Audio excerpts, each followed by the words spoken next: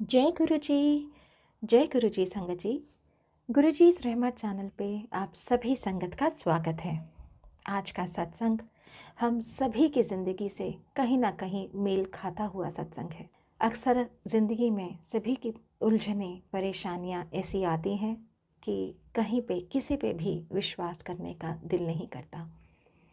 कुछ ऐसा ही आज सत्संग साझा कर रहे हैं हम सभी के बीच दिलीप अंकल। और कहीं ना कहीं ये हम सभी की ज़िंदगी का एक आईना है। महाराज से एक यही अरदास है कि ये जाता हुआ साल सभी की ज़िंदगी से परेशानियाँ, दुख, तकलीफ़, बीमारी, हारी सब ख़त्म हो जाए और आने वाला 2026 सभी के जीवन में खुशियाँ लेकर आए। महाराज के चरणों की प्रीति, महाराज की सेवा, महाराज का सत्संग और सिमरन की घड़ियाँ हम सभी के जीवन को रोशन कर दे। चलिए सुनते हैं दिलीप अंकल का सत्संग। जय गुरु जी। शुक्राना गुरु जी। मेरा काम धंधा सब कुछ खत्म हो गया था। घर बिक गए, गाड़ी कर्जों में चली गई, कुछ नहीं बचा था, नौकरी वोकरी सब चली गई। और एक स्टेज ये आ गई थी कि गुरुद्वारे का सहारा था, खाना खाने भी गुरुद्वारे चले जाते थे। फ्रस्ट्रेटेड इतने थे लाइफ में कि रात भर मेरी आंटी जागती थी और शायद सोचती थी कि सुबह तक कुछ कर ना ले। उस दौर में था मैं जब गुरुजी ने बड़े प्यार से बुलाया होगा, लेकिन मैं गुरुजी को नहीं मानने वाला था। आंटी को अचानक कोई ले गया, यानी कि आंटी को नहीं ले गया, गुरुजी ले गए आंटी को अपने आप, की अब तुझे अंकल को लेके आना। हम सब की मर्जी नहीं है कि हम गुरुजी के दरबार में बैठ के लंगर कर सके। ये गुरुजी की मर्जी है, ये इनका आशीर्वाद है, वरना हमारी कोई ताकत नहीं है। आज की बात तो मैं बाद में बताऊंगा, क्योंकि मैं कैसे जुड़ा मैं बता रहा हूँ आपको। मेरी आंटी जब यहाँ से होके गई तो एक गुरुजी का यही वाला चोला वाला स्वरूप मिला, बहुत ज्यादा बड़ा भी नहीं था। और उस समय घर के ये हालात थे कि बेटे की फीस भी 3 महीने से स्कूल में नहीं गई थी। इतने बुरे हालात में थे हम। जब वो स्वरूप लेकर आंटी घर पे आई तो आंटी ने मुझसे पूछा भी नहीं और उसे फ्रेम करने के लिए दे दिया। मैं इरिटेट रहता था। मैंने आंटी की बात सुनने के बाद कहा, किस गुरु के पास चली गई, ये सब ड्रामेबाजी होती है, सब सिखाए पढ़ाए होते हैं। और जब आंटी मुझे बता रही थी तो मैं सोच रहा ये सब ड्रामेबाजी है, मत बोल मुझे। मैं इरिटेट तो था ही, काम धंधा था नहीं, पैसे नहीं थे, खाने के लिए नहीं थे। जो हेल्प करने का नेचर रखता था वो हेल्प की लाइन में खड़ा हुआ। तो मैं अभी भी मेरे रूम पे खड़े हो रहे हैं सोच सोच के कि आज किस काबिल बना रखा है गुरुजी ने। मैं जानता हूँ ऑल ओवर इंडिया में बच्चे पढ़ रहे हैं मुझसे। मेरी मेमोरी चली गई थी उस समय जब मुझे आंटी होश में नहीं था, मैं लेके गई थी। इरिटेट हो जाता था मैं अपनी लाइफ से, कभी भी गुस्से में चिल्लाने लगता था, कभी भी कुछ भी कहने लगता था। तो एक दिन जब आंटी ने बहुत जिद करी, 1 हफ्ते लग गया आंटी को मुझे रोज बोलते बोलते बोलते कि एक बार चलो वहां पर, कुछ तो ठीक हो जाएगा, वैसे ही कुछ नहीं है हमारे पास। आंटी की जिद मानने के बाद एक संडे को जब आंटी मुझे बोली, मैंने कहा था गाड़ी वाड़ी के लिए पेट्रोल वेट्रोल है नहीं, कैसे गई थी? तो आंटी बोली छतरपुर मेट्रो स्टेशन गई थी, वहां से फटफटी सेवा लेके गई थी, तो मैनेज कर लेंगे। तो बड़ी मुश्किल से कुछ पैसे घर में से इकट्ठा हुए और उसमें से हमने ओला करने की कोशिश की। पहली बार जब ओला की तो 5 मिनट बाद ओला वाले का फोन आ गया, मैं नहीं जाऊंगा जी, कोई और कर लो। तब मैंने अपनी आंटी को बोला, देख जिस गुरुजी को तू कह रही है मुझे बुला रहे हैं, वो तो खुद मना कर रहे हैं। कह रही वो ओला वाला मना कर रहा है, गुरुजी मना नहीं कर रहे, एक बार और कोशिश कर लो। तो जब कोशिश की तो जो डेस्टिनेशन पॉइंट लिखा था वो था मेट्रो स्टेशन छतरपुर। शायद ही कभी किसी के जीवन में ऐसा हुआ हो कि गुरुजी साथ लेके गए हो। हम जैसी ओला में बैठे, उसे ओटीपी नंबर दिया तो ड्राइवर का सबसे पहला स्टेटमेंट था, गुरुजी के जाना है। अब उसमें गुरुजी और मेट्रो स्टेशन का क्या रिलेशन है मुझे नहीं समझ आता, क्योंकि आंटी को पता है कि वहां से 10-11 किलोमीटर दूर है मेट्रो स्टेशन। तो जब मैंने उसकी ये बात सुनी तो मैं हिल गया। मैंने कहा मतलब, मैं कहा छतरपुर मेट्रो स्टेशन, कहते नहीं गुरुजी के जाना है। तो उसने 2 बार बोला, मुझे समझ नहीं आया कि उसने क्यों बोला, मुझे समझ नहीं आ रहा था वो कहना क्या चाह रहा है। थोड़ी देर बाद आप बिलीव करेंगे कि क्या हुआ, वो गुरुजी के सत्संग करने लगा जैसे आज मैं यहाँ सत्संग कर रहा हूँ। कि मेरी गाड़ी पलट गई थी और गुरुजी ने 3 बार पलटी हुई गाड़ी के बाद मुझे हॉस्पिटल में आके ठीक किया, और आज मेरी 3-3 गाड़ियां गाड़ी किराए पे चल रही है। तो मैंने कहा अपना मुंह बंद कर यार, ये 1 हफ्ते से वैसे ही परेशान कर रही है। तो मैं इस तरह से बिहेव कर रहा था और जो मन में आ रहा था बोल रहा था। फिर गुरुजी ने क्या किया, उसका मुंह बंद करा के एक सीडी थी उसके पास और सीडी प्लेयर था, उसने सीडी लगा दी, उसमें भी गुरुजी के शब्द थे। तो पूरे रास्ते गुरुजी शब्द सुना के लेके गए। ये कम नहीं था मेरे लिए कि ये हो क्या रहा है। फिर जब हम बीच में मतलब सो गए तो टिबोली जगह आती है, वहां आके आंख खोली। मैंने कहा भाई तेरा मेट्रो स्टेशन नहीं आया? कह रहे गुरुजी के यहाँ छोड़ने जा रहा हूँ। तो गुरुजी के वहां जब छोड़ने गया और मैं अंदर गया तो मेरे को म्यूजिक पसंद था, तो गुरुजी को ही पता था कि इसको पंजाबी गाने पसंद है। तो जैसे ही मैं अंदर घुसा तो वहाँ पंजाबी गाने चल रहे थे, जुगनी गुड़ी। तो पहले तो वो मन में बिठा लेते हैं आपको कि चले आपको ठीक करते हैं, पहले आपका मन बनाते हैं, फिर आपसे बात करते हैं। वो सुना तो अंदर से बाहर निकले, फिर कोई पंजाबी गाना, उसके बाद फिर पंजाबी गाना। मैंने कहा समझ नहीं आ रहा कि ये मंदिर है या कोई ऑर्गेनाइज प्रोग्राम हो रहा है यहाँ पर। एक तो माहौल ऐसा था कि 4 लोग इकट्ठा बैठ के खा रहे थे, वो देखकर भी अच्छा लग रहा था, लेकिन वो जो गुस्सा, जो तनाव था, वो पता नहीं कहाँ जा रहा था, मुझे समझ नहीं आया। जब मैं बाहर निकल के आया तो ये गुरुजी की कृपा होगी कि बीच में पैसेज पड़ता है जहाँ आज हमें सेवा मिली हुई है। उस पैसेज पर मुझे एक बैल दिखाई दिया जो कि बहुत सुंदर था, और क्षण भर के लिए वो दिखाई दिए और उसके बाद वो ओझल से महसूस हुए। आप लोग वैसा ही महसूस कर रहे होंगे जो लोग नए होंगे, जैसा मैं महसूस कर रहा था कि ये सब सिखाए हुए होते हैं, ये जानबूझ के बोल रहे होते हैं। बिल्कुल ऐसा फील होता है पहली बार जब हम जुड़े नहीं होते, हमें लगता है ये सब कहानियां हैं, ड्रामेबाजी हैं, ये ड्रामे सबके साथ हो जाए, मैं तो चाहता हूँ गुरुजी, राइट रॉन्ग। तो तभी आके सब यहाँ बता पाएंगे कि उनके साथ कौन कौन से ड्रामे हुए। उस ड्रामे को आप देखिए, कुछ नहीं था हमारे पास, हमने सिर्फ ये कोशिश की चलो यार अब कुछ नहीं है तो मन लग रहा है, यहाँ पर माहौल अच्छा है, माहौल की वजह से बुलाया। आस्था वास्ता तब तक भी नहीं जुड़ी थी, गुरुजी ने माहौल देकर मुझे बुलाया और वीरवार को मैंने गुरुजी के यहाँ जाना शुरू किया। 3 हफ्ते तक गया था, तो चौथे हफ्ते में एक अंकल की शटल में बैठा हुआ, मैंने बोला यहाँ कोई सेवा मिल सकती है? तो मेरी आंटी मेरी शक्ल देख रही थी कि जो जाके राजी नहीं था वो सेवा मांग रहा है। तो बोले कौन सी सेवा करनी है आपको? मैंने कहा जो आप कर रहे हो। कह रहे अंकल ये शटल सेवा है। मैंने कहा कर लूंगा। कह रहे गाड़ी है? मैंने कहा हाँ घर पे है, खड़ी हुई थी, कर्जों में थी। तो वो बोले अंकल है नायडू अंकल, अगर वो आपको मिल जाएंगे तो उनसे बात कर लेना, वो सेवा दे देंगे, वैसे आज के दिन वो नहीं होते। तो मैंने कहा ठीक है आके मिल लूंगा। तो जैसे ही उन्होंने मुझे मंदिर के आगे उतारा तो नायडू अंकल सामने खड़े थे। तो वो शटल जो चला रहे थे अंकल, बोले अंकल आपको सेवा मिलनी होगी, नायडू अंकल आज आते नहीं, लेकिन सामने ही खड़े हैं, वो भी इतनी भीड़ में बाहर भी नहीं खड़े होते। वो कह रहे जाके एक बार बात करो। मैंने उनसे बात करी और उन्हें मुझसे ये नहीं पूछा कितने सालों से आ रहे हो। आमतौर पर सेवा आंटी शायद तभी मिलती होगी जब बहुत सालों से आप मानते हो, डिवोटी हो। उन्होंने कोई शब्द नहीं पूछा मुझसे और बोला कि ठीक है क्या सेवा करोगे? मैंने कहा शटल सेवा की सेवा मिल जाएगी। कह रहे ठीक है आ जाओ संडे से। इतनी देर में सेवा मिल गई और 4 हफ्ते के अंदर जब सेवा मिली तो ये समझ नहीं आया कि ये मुझ पर कृपा हो रही है या सब प्लान हो रहा है। और प्लानिंग ये थी कि आंटी ने मुझे बोला एक बात बताओ, घर में दूध के पैसे नहीं है और ये जो सेवा तुम लेके आए हो इसमें पूछ के आए हो कैसे होता है? तो मैंने कहा पूछ लेंगे। फिर मैंने पूछा सेवादार से, बोले अंकल गाड़ी भी आपकी, तेल भी आपका, चलाएंगे आप, चलवाने वाले मालिक। अब मेरी आंटी और मेरी कही क्या करें? मैंने कहा कुछ ना कुछ तो करेंगे, कहीं ना कहीं से करते हैं।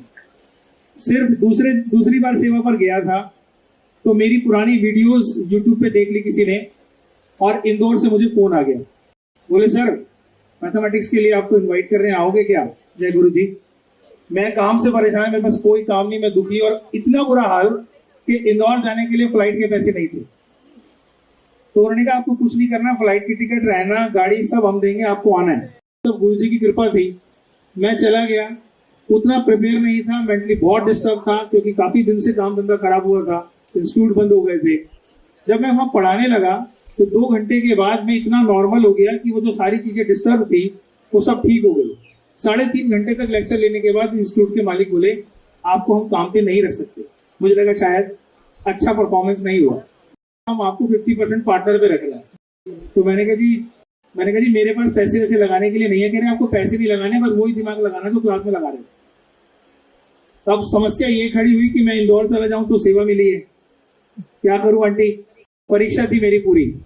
तो मैंने कहा जी आप पार्टनरशिप में थोड़ा कम दे देना, बस एक चीज और दे दो। बोले क्या?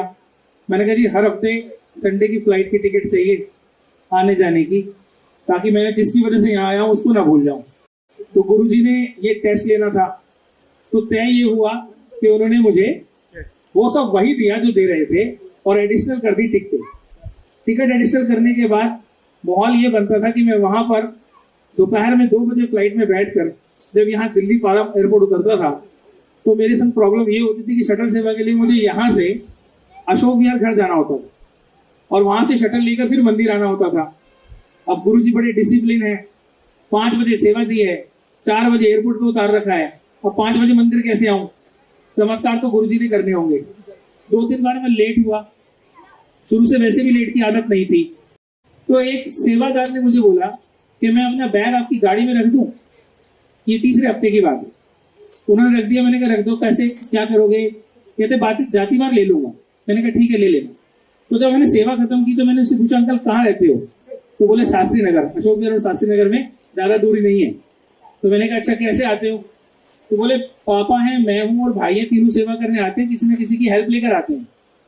अच्छा मैंने कहा पापा क्या करते हैं? गुरु जी को देखो कैसे मैनेज करते हैं। बोले पापा प्रोफेशनली ड्राइवर ही हैं।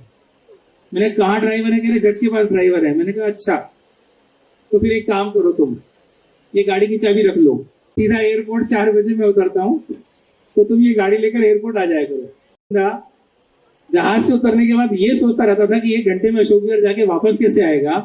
उसके लिए गुरुजी बाहर एयरपोर्ट के बाहर गाड़ी खड़ी रखते थे और उसे बिठाकर लेके आते थे और 1 नंबर मिलता था मुझे शटल सेवा में और सबसे आगे खड़े कर देते थे। और उस 1 नंबर का एक और वाक्य अभी बताऊंगा आपको मैं। इस बीच सब कुछ ठीक होता जा रहा था। 7 से 8 महीने तक गुरुजी इंदौर से बुलाते रहे, आते रहे, जाते रहे। तो मैंने कहा गुरुजी बड़ा मुश्किल काम है हर रोज फ्लाइट से आना और जाना। जब हमें कुछ मिलने लगता है तो हम क्या करते हैं, थोड़ा और आराम मिल जाए। तो मैंने गुरुजी से बात की और मैंने कहा गुरुजी इंदौर से सेवा रोज आना जाना बहुत मुश्किल है, हर हफ्ते कुछ तो करो। तो लगभग 1 महीने के अंदर जिसके यहाँ मैं काम कर रहा था, काम वेल सेटल हो गया। पार्टनरशिप वाली बात थी, उन्हें लगा कि ये आदमी महंगा पड़ रहा है, उन्होंने मुझे दोबारा काम से निकाल दिया। मांगा भी तो मैं नहीं था, ये दिक्कत हो रही है आने जाने में। तो दिल्ली में दोबारा से जब लॉकडाउन लग रहा था, उससे कुछ समय पहले मैंने फिर दोबारा इंस्टीट्यूट खोला। काम फिर चला मेरा, लेकिन 2 महीने के बाद कोरोना आ गया। हम फिर बर्बाद हो गए। जो कुछ कर सकते थे, जो कमाया वहां से, वो सब फिर दोबारा लग गया और जीरो हो गए, माइनस ही हो गए। उस माइनस के दौर में 20 जून को मुझे फिर एक कंपनी से फोन आया दिल्ली से। उन्होंने कहा सर हमारे यहाँ मैथ्स पढ़ाओगे? तो उन्होंने मुझे 7 जून को काम दिया और मैंने उनको एक छोटा सा आइडिया दिया, उसको उन्होंने माना, जिससे कंपनी ने 3.5 करोड़ रुपए कमा लिए। और फिर कंपनी ने मुझे जो देना था वो तो मालिक की कृपा है, मैं यहाँ बताना ही नहीं चाहता, उसकी जरूरत नहीं है। तो जो मालिक देते जा रहे थे उसके साथ मेरे को समझ नहीं आ रहा था कि ये उसी आदमी पे कृपा हो रही है जो बदतमीजी भी कर रहा था कि कोई गुरु नहीं होता और उल्टे शब्दों का प्रयोग कर रहा था। इस बीच ऐसे ऐसे सत्संग हुए हैं, अगर गुरुजी चाह रहे हैं तो मैं सुना रहा हूं, क्योंकि हमारी कोई औकात नहीं है, ना हमारे शब्द हैं, ना हमारे बोल हैं। ये सब महाराज की कृपाएं हैं जो वो शेयर करवा रहे हैं। शायद किसी को अपने सवालों का जवाब दिलवाने के लिए सत्संग हो रहा हो, या किसी का सब्र टूट रहा हो कि अब मेरा भला कब होगा, शायद उसको भला मिल रहा हो, या ये समझ आ रहा हो कि सबका नंबर आएगा, कभी पहले तो कभी बाद में आएगा। मैं सेवा को ही तरसता रहता हूँ और सेवा को तरसते तरसते इस बार शिवरात्रि पे क्या हुआ कि मैं किसी कारणवश मीटिंग को अटेंड नहीं कर पाया। तो मुझे लगा मुझे सेवा नहीं मिलेगी। जब सेवा नहीं मिली तो मैंने शाम को क्लास खत्म करने के बाद देखा 2 मिस कॉल है। तो मैंने उन्हें फोन किया, अंकल मैं किसी कारणवश मीटिंग में नहीं आ पाया, मुझे शिवरात्रि की सेवा। कह रहे सेवा सबकी लग गई, आपकी नहीं है। मैंने कहा कोई सी भी सेवा, कुछ भी। कह रहे कुछ तो होगा लेकिन मैं बता दूंगा। तो उनका फोन आया और वो बोले अंकल सुबह 5 बजे आ जाओगे आप? मैं कहा 5 बजे तो मंदिर नहीं खुलना है। कह रहे 5 बजे आ जाओगे आप? मैंने कहा आ जाऊंगा। मैं 5 बजे सुबह सेवा में पहुंच गया। वहां जाके देखा लिस्ट में मेरा नाम नहीं है सेवादारों में। तो जो इंचार्ज थे वो बोले सर आपका नाम तो नहीं है। मैं कहा नाम तो शायद कई लोगों का नहीं है, लेकिन सेवा तो गुरुजी किसी न किसी रूप में करवा ही रहे, आप नाम लिख दो। उन्होंने नाम तो नहीं लिखा। उन्होंने बोला एक काम करो, जितने भी सेवादार आ रहे हैं ना, इन्हें मंदिर छोड़ के आओ, क्योंकि सुबह सुबह ये पैदल जाएंगे और आप कार लेके आए हो, शटल सेवा आप करते हो, इनको छोड़ के आओ। मैं छोड़ता रहा। 9 बजे के करीब मुझे वो कोऑर्डिनेटर जो शटल सेवा के इंचार्ज थे वो बोले आपकी सेवा 9 बजे लगाई थी, आपको मैसेज नहीं मिला? मैंने कहा मैं तो सुबह 5 बजे से आया हूँ। तो बोले नंबर दिखाओ किसका है, किसने बुलाया? मैंने नंबर दिखाया। कह रहे ये तो कोई ऑर्गेनाइजर भी नहीं है, राइव कोऑर्डिनेटर है। तो इसका मतलब है सेवा भी हम गुरुजी से ही मांग सकते हैं, किसी कोऑर्डिनेटर से तो बोल ही नहीं सकते। तो वो सेवा जब मिली तो मैं आज रेवाड़ी में भी उसी सेवा की वजह से हूँ।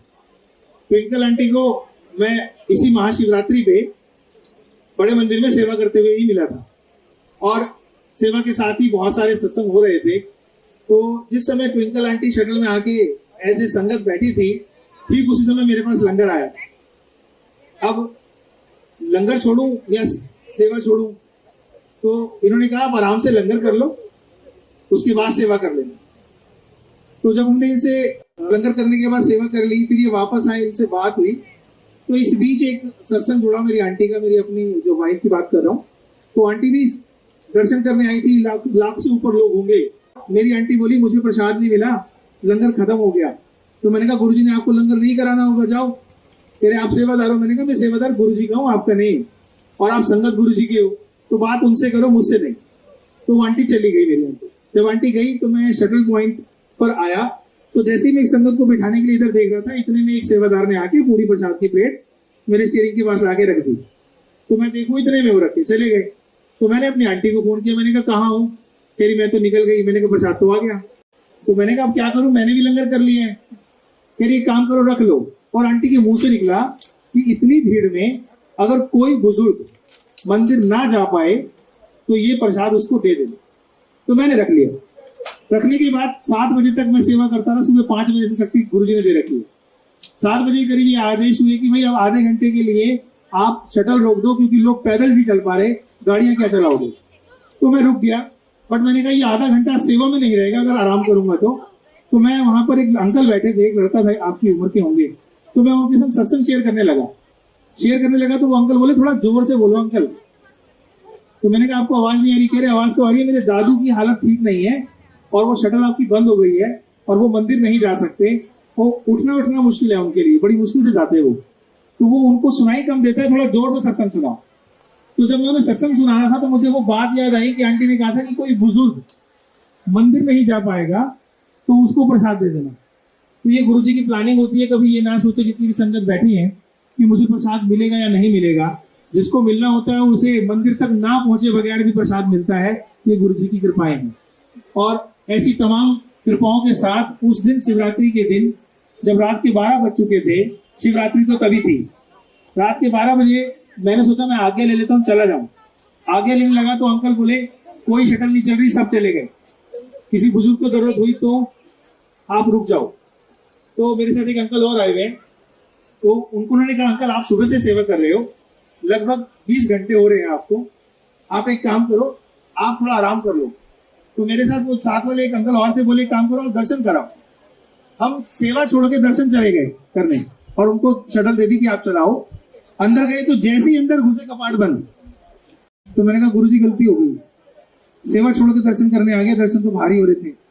ऐसे कपाट बंद हुए तो मैं शिव जी की मूर्ति के पास जाके बैठ गया और ऐसे ही बैठा रहा।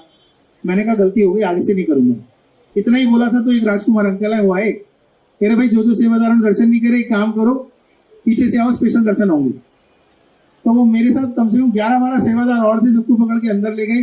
जब अंदर गए तो गुरुजी के भतीजे जो है गौरव अंकल और वो छोटी सी बच्ची उनकी, हम सबको बिठा दिया अंदर। और वो बच्ची को जो अंदर सजा रखा था ना, जहाँ हमें दूर से बोलते हैं दूर दूर रहिए, वो बच्ची वहां के फूलों को निकाल के खेल रही थी और वो मनोरम दृश्य हम देख रहे थे। हम खामा सोच रहे हैं कि हमें कुछ नहीं मिलने वाला, देने वाले का तरीका इससे ज्यादा भी हो सकता है, हमें कैलकुलेशन नहीं करनी चाहिए। वहां से बाहर निकले तो चमत्कार बाद में समझ आया।